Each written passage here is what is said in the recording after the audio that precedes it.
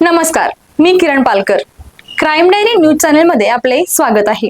पाहूयात आजच्या ताज्या बातम्या. तिहारी घाटात सापडलेल्या अज्ञात महिलेच्या मृतदेहाचा तपास करताना स्थानिक गुन्हे अन्वेषण पथक आणि चंदगड पोलिसांनी सीसीटीव्ही फुटेज आणि तांत्रिक विश्लेषणाच्या आधारे अवघ्या काही दिवसातच खुनाचा पर्दाफाश केला. बेळगाव येथील गंगव्वा हंचमणे यांची ओळख पटवून पोलिसांनी शिनोळी येथे सापळा रचून यल्लप्पा महिलप्पा कर्नावळ, बसवराज यल्लप्पा कर्नावळ आणि लगमप्पा अंकलगी या तिघांना अटक केली.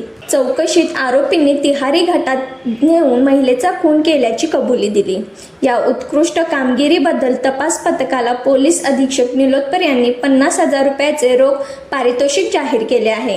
ही कारवाई पोलीस अधीक्षक निलोत्पर, अप्पर पोलीस अधीक्षक अण्णासाहेब जाधव, उपविभागीय पोलीस अधिकारी रामचंद्र इंगवले यांच्या मार्गदर्शनाखाली स्थानिक गुन्हे अन्वेषण पोलीस निरीक्षक सुशांत चव्हाण, पोलीस निरीक्षक निंगप्पा चोखडे, सहाय्यक पोलीस निरीक्षक सागर वाघ, उपनिरीक्षक विजय कोळेकर, शेष मोरे, अतिश मेत्रे यांच्यासह त्यांच्या पथकाने केली.